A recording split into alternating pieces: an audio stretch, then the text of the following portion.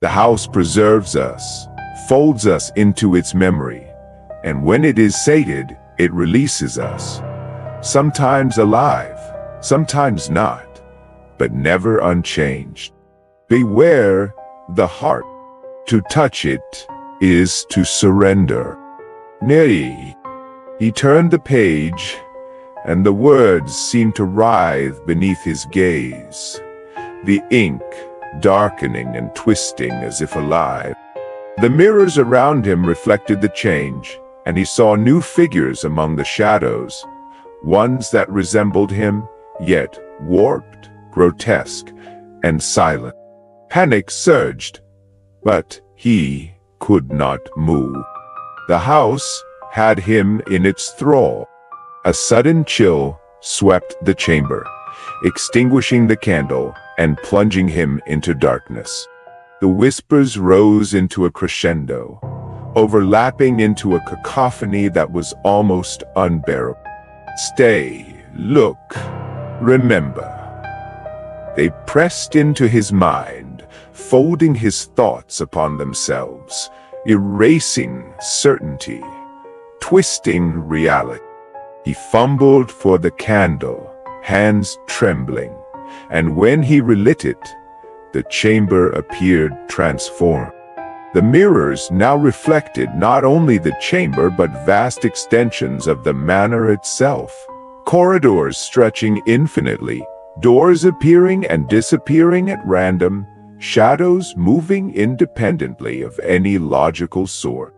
Figures shifted in the distance, a woman weeping silently, a child running in circles, a man kneeling as if in prayer.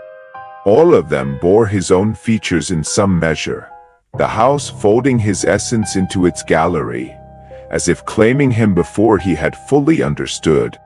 He realized then that the chamber was the true heart of the house, a nexus where memory, fear, and obsession converge. Every whisper, every shadow, every reflection he had encountered before led here, feeding into this singularity of awareness. The house was alive, aware, and insatiable. It drew sustenance from observation, from fascination, from the unrelenting attention of those who entered its wall. A sound behind him made him start, a soft, deliberate footstep, though the chamber had no apparent exit. He spun, candle in hand, and saw a figure emerge from one of the mirrors. Not a reflection, but a presence. A woman, pale and ethereal, her eyes deep pools of sorrow and accusation. She extended a hand, and Elias felt a magnetic pull, an irresistible invitation to step forward, to reach out. Fear warred with fascination. His rational mind screamed to flee, but the chamber seemed to close around him, the mirrors reflecting only a single path toward her. As he stepped closer, the air thickened, pressing against his chest, his lungs burning. The whispers intensified, overlapping with the soft, mournful voice of the woman. Come, see, remember. He reached the pedestal, journal in hand, and the room shuddered. Shadows stretched and writhed, converging into a vortex around him. The mirrors rippled as though liquid, and for a moment, he saw himself not as he was, but as he might become. A figure trapped among countless others, a memory folded into the house's eternal gallery. Panic surged, yet he could not withdraw. Something deeper than fear compelled him. The need to understand, to know the house fully, to touch its heart.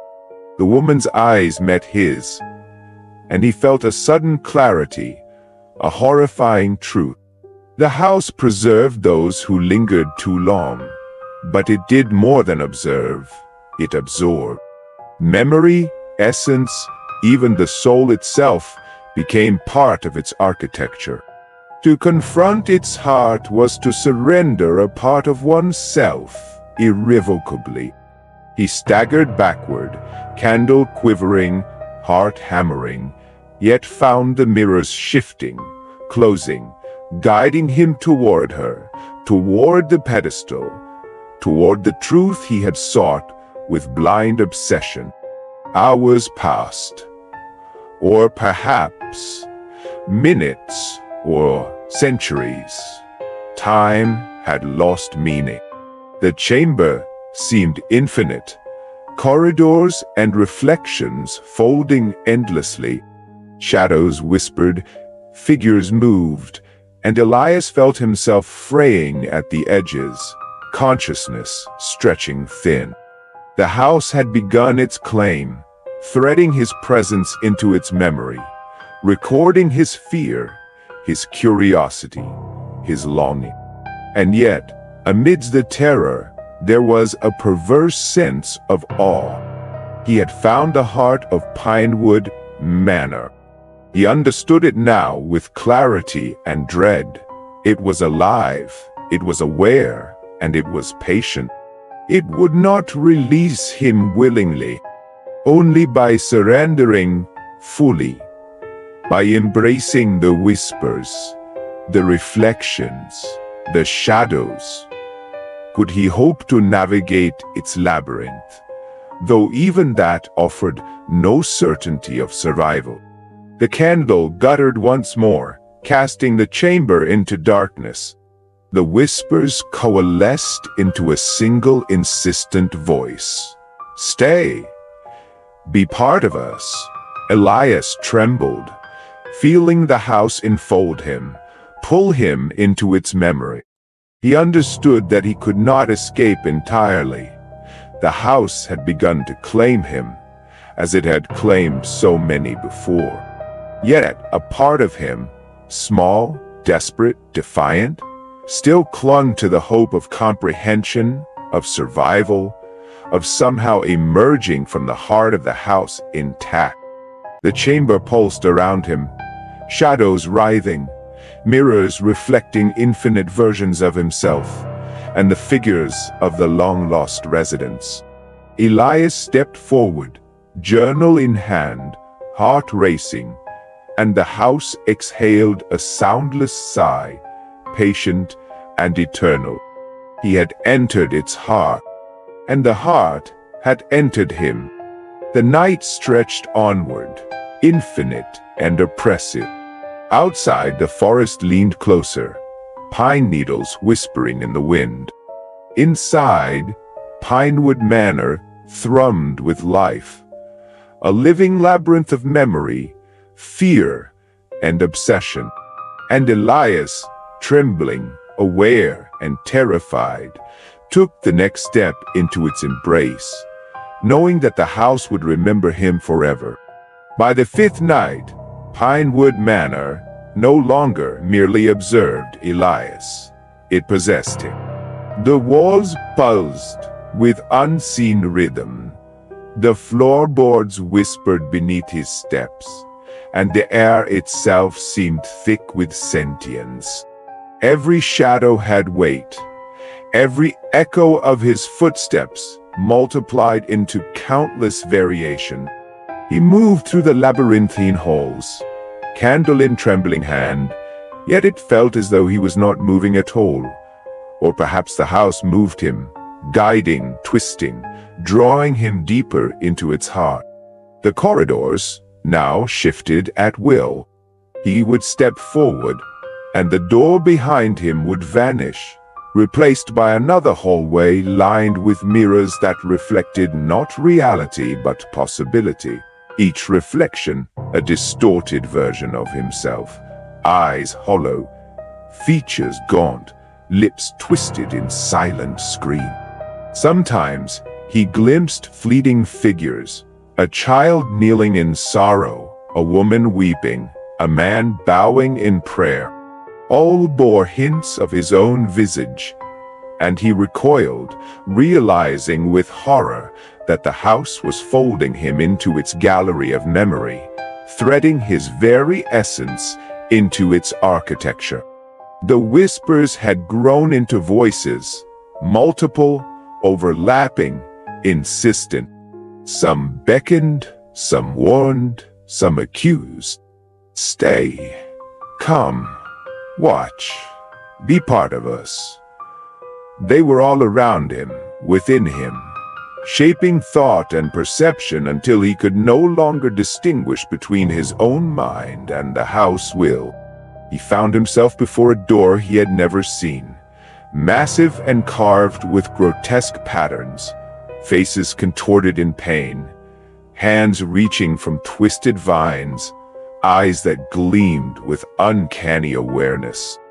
The key trembled in his hand. For a moment, he hesitated, aware that beyond that door lay the culmination of the manor's power. But the whispers surged, overlapping in a chorus of irresistible insistence. Open it. You must. He turned the key, and the door swung open with a slow, deliberate creak, revealing a chamber that seemed to pulse with life itself. The air within was thick, heavy, and almost viscous, carrying the scent of pine, rot, and something metallic, like dried blood. Shadows moved independently of the candlelight, coiling and twisting, forming shapes that were almost human, almost familiar. Mirrors lined every wall, ceiling, and floor, reflecting infinitely, creating a design kaleidoscope of corridors, doors, and figures. Elias stepped forward, and the reflections shifted to follow him, some walking parallel, others looming behind him, silent observers of his every gesture. In the center of the chamber was a pedestal, upon which rested an object unlike anything he had seen. A small, unadorned box of blackened wood, its surface smooth and warm to the touch, as if alive. The whispers converged upon it, voices overlapping into a single, insistent tone. Open it, open it. His pulse quickened. The box was a lure, a promise, a trap, that all. And yet, he was compelled beyond reason, trembling as he lifted the lid. Within lay a mirror, small and unremarkable at first glance. But as he gazed upon it, the surface rippled, revealing images that were not his own. He saw himself, or rather, a version of himself, folded into the manor, walking corridors endlessly, touching walls that were warm with unseen life, observing shadows that whispered secrets he could not yet comprehend. Other figures appeared, former residents lost to time, their faces twisted with anguish and despair. They reached for him, their hands transparent yet insistent, and he realized with chilling clarity that the manor preserved the souls of those who lingered too long, absorbing them into its ever-expanding memory. The room itself began to shift. The mirrors stretched and warped, turning walls into corridors, corridors into doors, doors into endless chambers. Shadows lengthened and merged, forming a writhing mass of faces, hands, and whispers. The air grew colder, denser, pressing against his chest. His reflection multiplied infinitely, each version twisted by fear, exhaustion, and despair. Some smiled when he despaired, some wept when he laughed. He staggered backward, candle guttering, heart hammering, aware that the house was no longer a place, but a presence, an entity shaping reality according to its will. Suddenly, the mirrors along one wall rippled violently. From them emerged a figure, a woman, pale and ethereal, eyes deep pools of sorrow and accusation. She moved toward him, her steps soundless, her gaze fixed upon him with an intensity that made his knees tremble. "Elias," she whispered, and he recognized the voice from the corridors, from the shadows, from his dreams. "Elias, join us. See, be part of us." He tried to retreat, but the room shifted. The walls bent, the floor undulated, corridors appeared where none had been, and the shadows pressed closer. Every reflection now held a version of him, trapped within the mirrors, screaming silently, eyes wide with terror, mouths opening in voiceless pleas. Panic surged, yet he could not turn away. The house had drawn him fully into its center, into the convergence of its power, into the heart where reality and illusion entwine. A sudden tremor shook the chamber. The mirrors cracked, tiny fractures spreading across their surfaces like spiderwebs. From each fissure, figures emerged.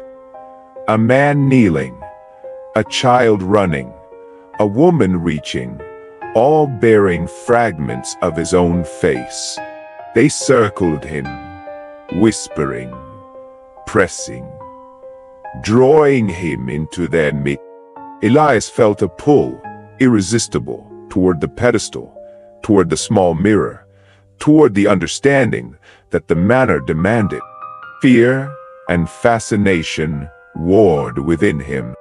He knew that to resist was futile, yet to surrender was to be lost entirely. His candle flickered and died, plunging him into darkness, and the whispers became a singular, insistent voice. See, feel, know. He can.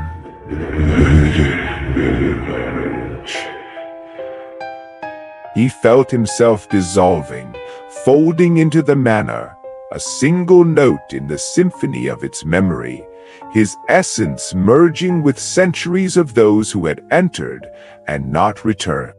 Visions seized him. He saw corridors that twisted impossibly, staircases folding upon themselves, doors opening onto infinite rooms, filled with shadows and reflections. He witnessed the tragedies of former residents, a child falling endlessly down a staircase, a lover locked in a tower of mirrors, a fire consuming a banquet hall, while unseen figures screamed silently. And throughout it all, he saw fragments of himself in each, a spectral echo threading through the manor's tapestry.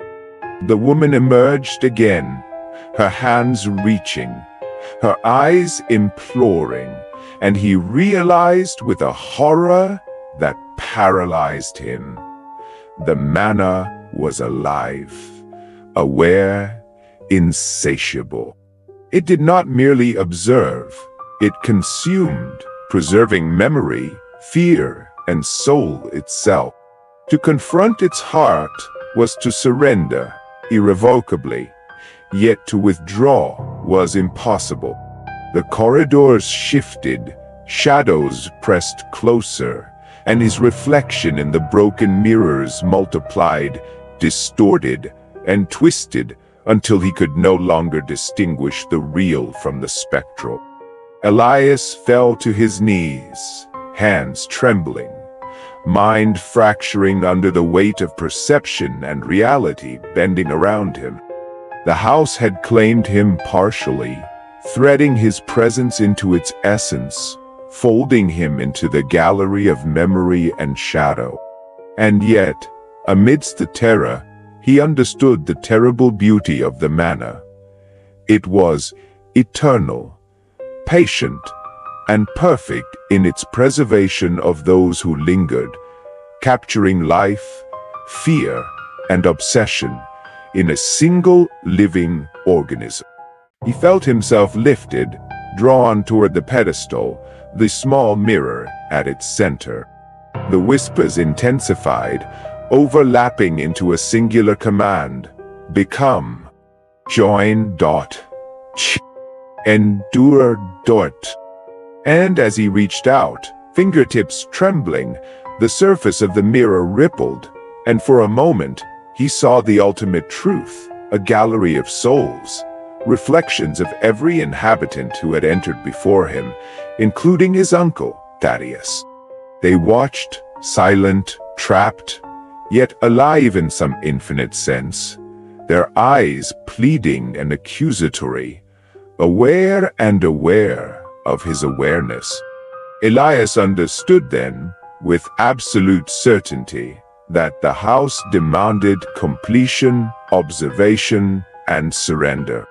The heart of Pinewood Manor had awakened fully, and he was both its observer and its observed, its participant and its prey. The shadows, the reflections, the whispers, all converged into a singular, overwhelming presence that pressed upon him from all sides, insistent and eternal. And yet, even as terror consumed him, a fragment of fascination remained. He could not turn away. He could not resist. The manor had chosen him, drawn him into its center, and he was inexorably drawn toward understanding, toward absorption, toward becoming part of its eternal memory. The night stretched onward, infinite and suffocating. Outside, the pine forest sighed in the wind. Within, the house thrummed with awareness, its heart fully awakened, alive with the echoes of centuries. And Elias, trembling, terrified, and mesmerized, stepped fully into its embrace, knowing that the house had claimed him forever. Years had passed since Elias Vane entered Pinewood Manor, yet the forest around it remained unchanged, as if time had chosen to hesitate here, bending to the will of the ancient house. The pines whispered in the wind, their needles trembling as though sharing secrets that no mortal ear could fully comprehend. Travelers rarely approached this remote stretch of land, for rumors lingered in nearby villages, tales of a house that moved when you weren't looking, that whispered at night, and whose windows sometimes glowed with a pale, unearthly light. No one knew what had become of Elias. His letters, hastily written and never sent, were found years later in an abandoned inn, filled with fragmented notes about corridors that shifted, mirrors that reflected impossible visions, and whispers that pressed into the mind until one's thoughts could no longer be trusted. Scholars who examined these pages remarked upon the intensity of the obsessions recorded therein, noting a descent into a state bordering on madness. Yet no one could explain the final entry, scrawled in trembling ink. The house remembers. I am remembered. I am part of it now, and it is part of me. I see, I hear, I endure. Pinewood awaits, and I endure. The manor itself remained untouched by the passage of decades. Its roof sagged in places, its paint flaked, and its windows darkened with grime, yet the house exuded a presence that seemed conscious, aware, eternal. Occasionally, the faintest flicker of movement could be glimpsed in the upper windows, a shadow crossing behind curtains drawn for centuries. Sometimes, when the wind blew just so, one could hear soft footsteps echoing across empty hallways. followed by whispers calling names, Elias, or someone long gone. In the surrounding forest, the pines grew thick and tall, their trunks like sentinels standing watch over the house. Hikers reported seeing glimpses of figures moving among the trees, tall, thin, almost spectral, vanishing when approached.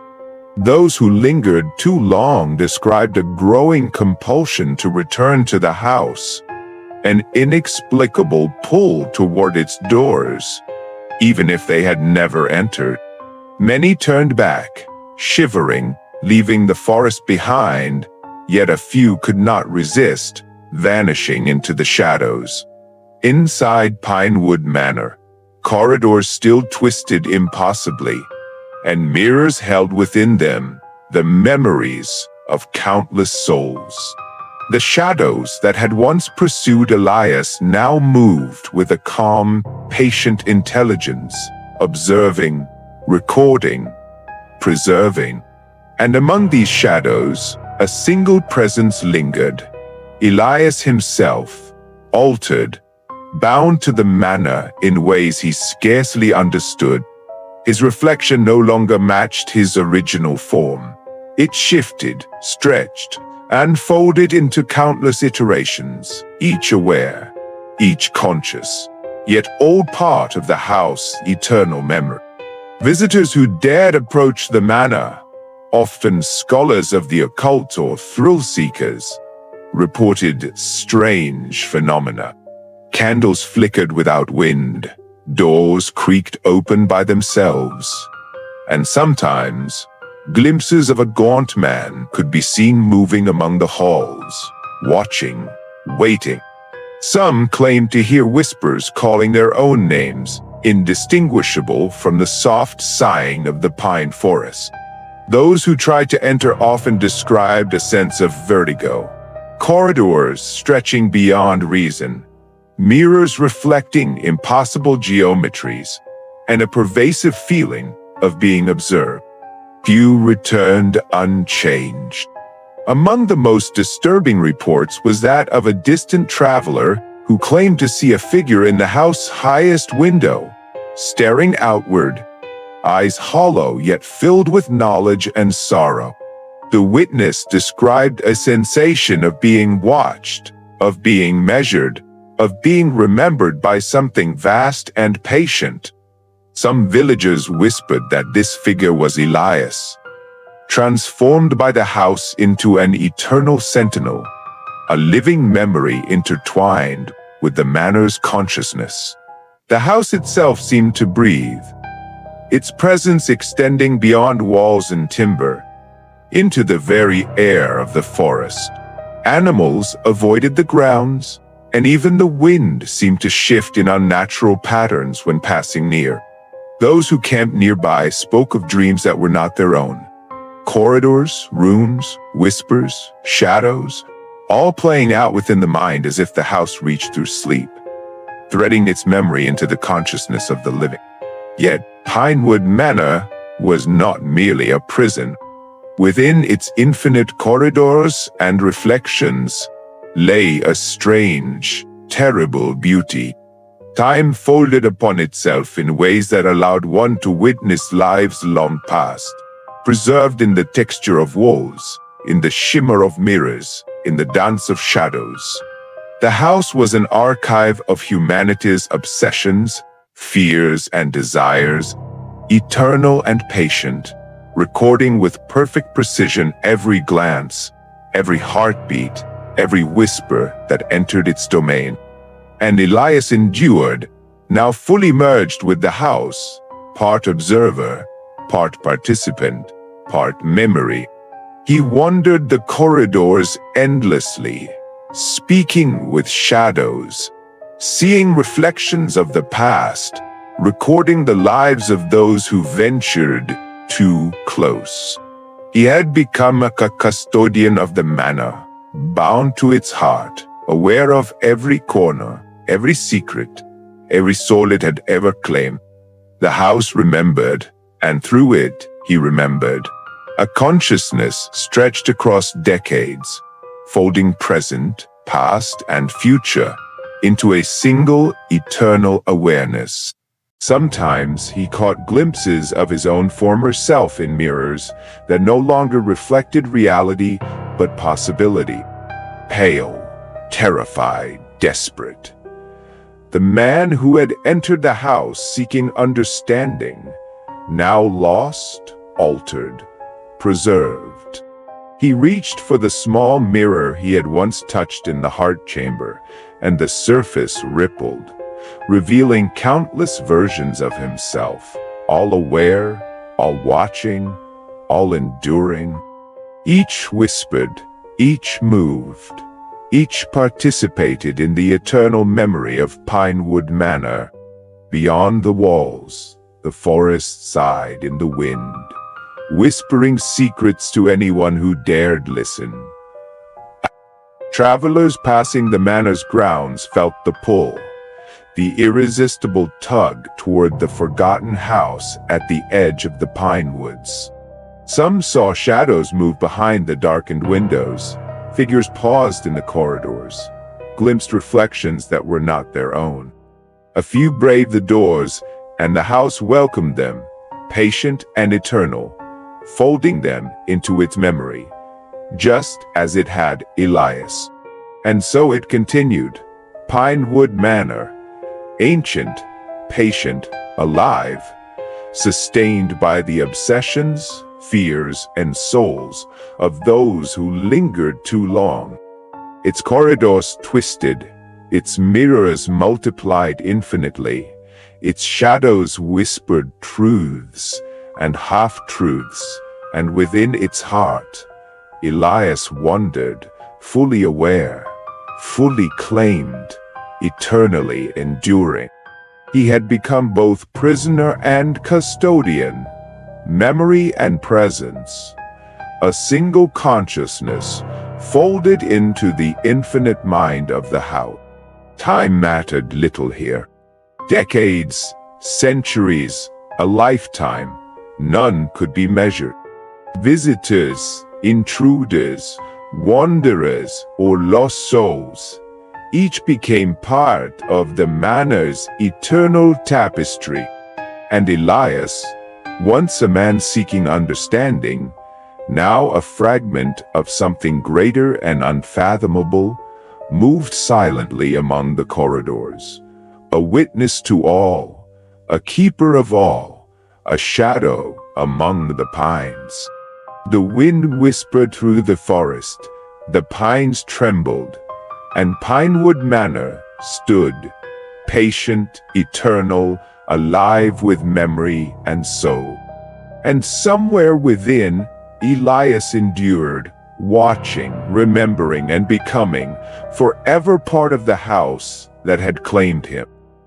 And that was tonight's story. Some tales end with silence, others never end at all. They just wait in the dark, waiting for you. You've been listening to Creepy Night, where every whisper tells a story, and every story leaves a shadow. Sleep well, if you can.